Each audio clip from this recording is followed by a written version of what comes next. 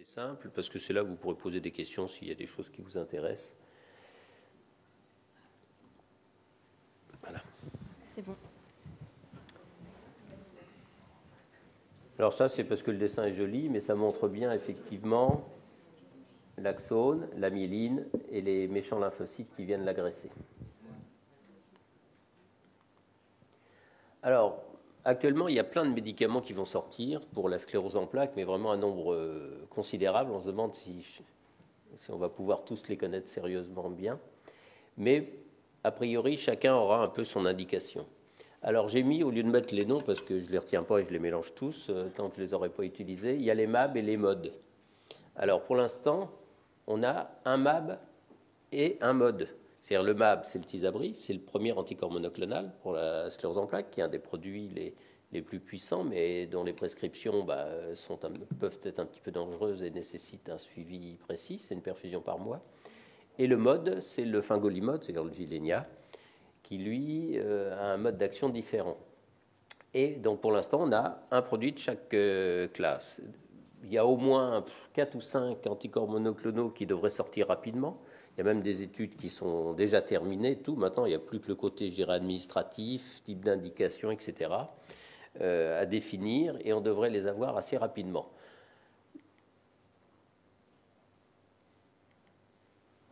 Alors, les nombreuses nouveautés vont arriver. Je pense que ce qui est important pour vous, c'est que pour l'instant, tous les traitements de la sclérose en plaques, qu'ils soient MAB ou MOD, ce sont des traitements pour les formes à pousser.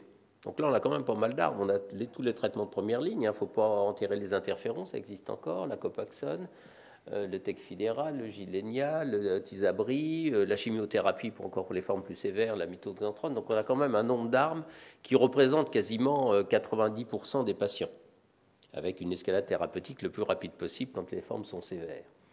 Et les nouveautés qui vont arriver vont être intéressantes parce qu'on va avoir des anticorps monoclonaux pour les formes progressives.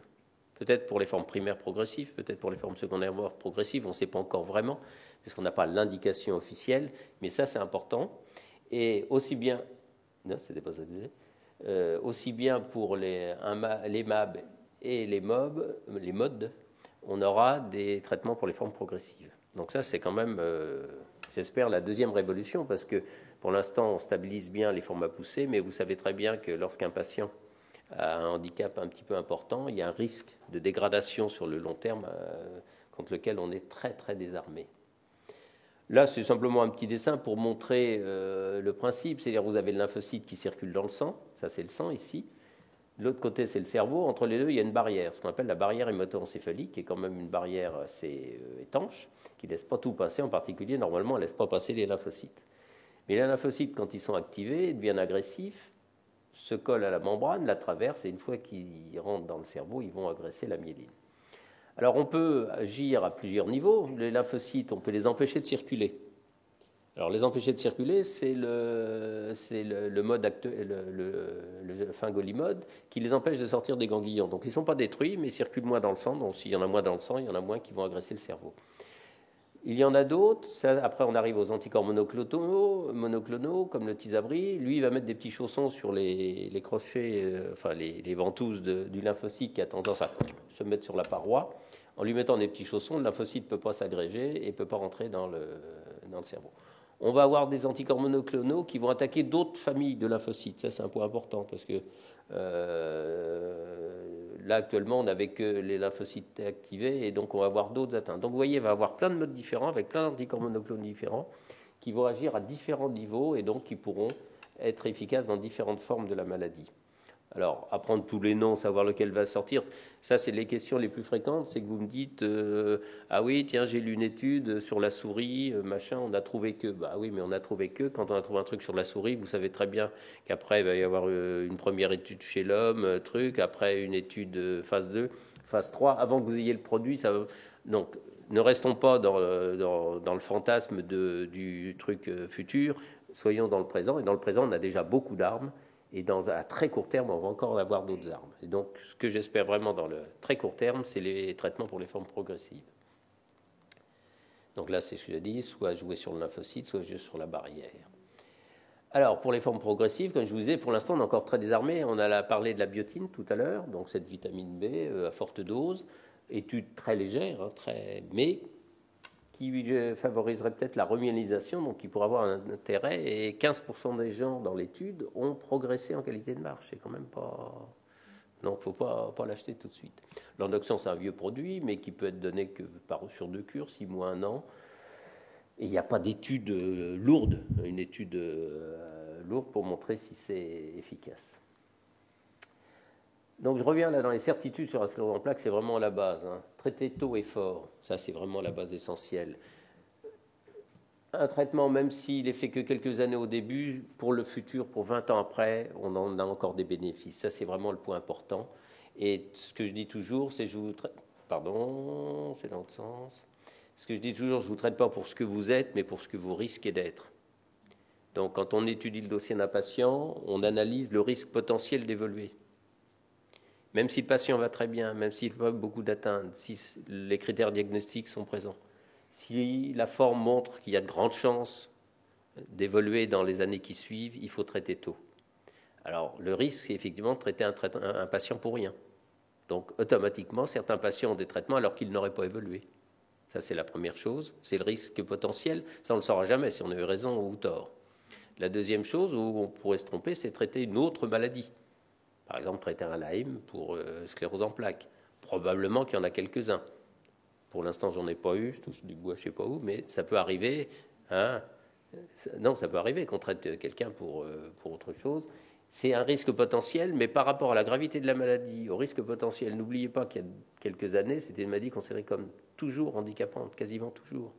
Même les formes dites bénignes, on dit des formes bénignes, si on les étudie à 20 ans ou 30 ans, beaucoup sont handicapés. Donc, traitez tôt et fort. Et dès qu'un traitement ne marche pas, ça veut dire que la forme est plus évolutive, on passe à la ligne suivante. Et si ça ne marche pas, on passe à la ligne suivante, on ne perd pas de temps. Si on commence trop tardivement, le temps de faire les 2-3 premiers essais, le patient aura déjà des conséquences. Grossesse et sclérose en plaques. Alors ça, un point important, le fœtus ne risque rien. Sur le fait que la mère ait une sclérose en plaques, ça n'entraîne pas de danger sur le fœtus lui-même. Bon, sur le risque potentiel de la sclérose en plaques, on en a parlé tout à l'heure, il a peut-être un risque un petit peu augmenté, mais voilà.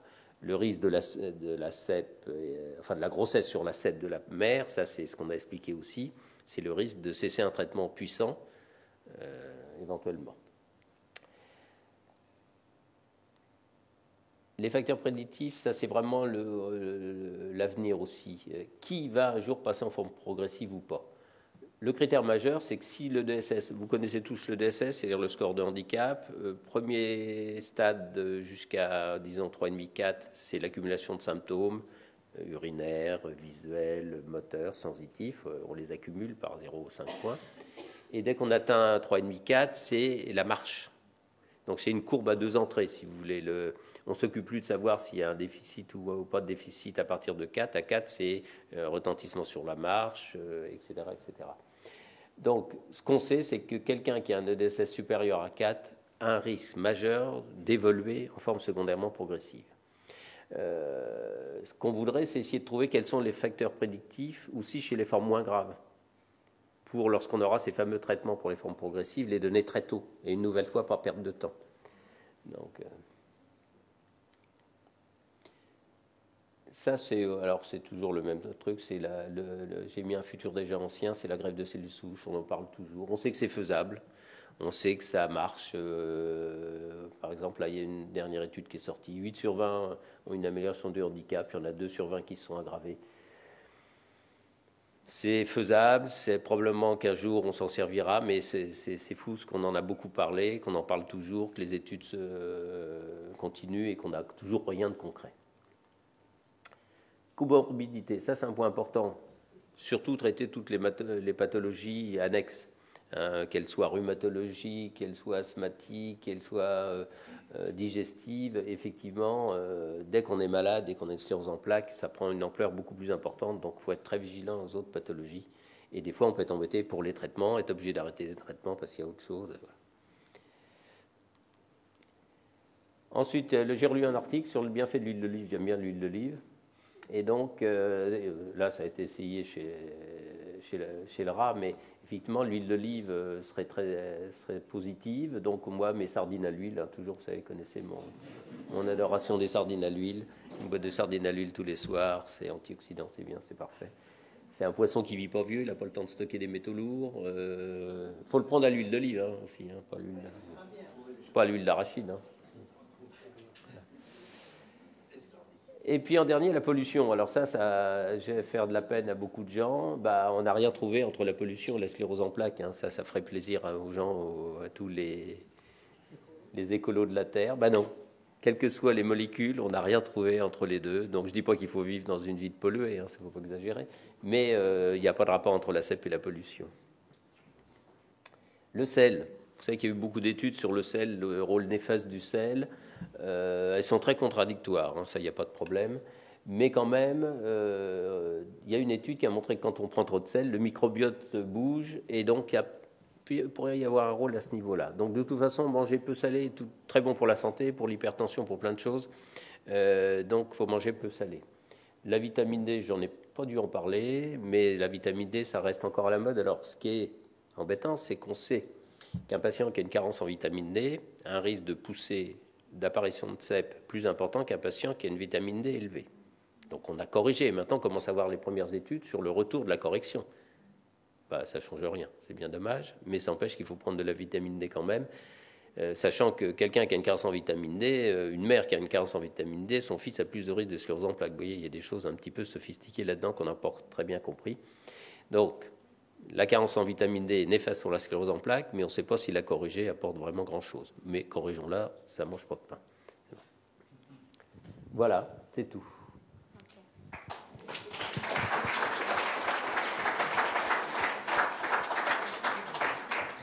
Des questions?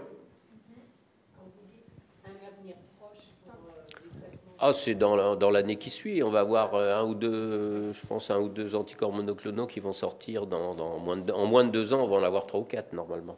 Moins de 2 ans, oui. Moins de 2 ans, oui, peut-être même 1 an, on va en avoir. Voilà. Celui qui va sortir le plus précoce, je pense, c'est un qui est pour les formes, qui serait en gros pour les échecs de seconde ligne, quoi, sans vouloir passer au tisabri, quoi. Parce que le tisabri, le danger du tisabri, c'est la LEMP. Oui. Ça sera injection. Tous les anticorps monoclonaux sont en injection, mais si c'est une sous-cutanée tous les mois, je pense que ça va être des choses. On va avoir des traitements qui pourront être faits même en ambulatoire très facilement. Hein. J'aurais pas besoin de passer la main. Moi, j'ai un peu décidé que tout ce qui était perfusion tous les mois, tisabri, je transmettais à l'hôpital pour que les décisions thérapeutiques soient prises de façon collégiale à plusieurs neurologues, en essayant de motiver un peu tout le monde et d'avoir des rendez-vous à moins de 2 mois. Mais c'est un petit peu difficile. Ça sera prescrit par un neurologue ou par le docteur traitant? Ah non, tous ces traitements-là sont prescrits de prescription neurologique. Ça, de toute façon, il n'y a pas aucun train. Je sais même si je pense que peut-être qu'un renouvellement d'ordonnance, je ne sais même pas si c'est légal sur les feuilles bleues là. Je crois que oui, c'est peut-être un dépannage, ça peut passer une fois, mais même certains produits, je ne peux les prescrire moi qu'en tant que médecin hospitalier.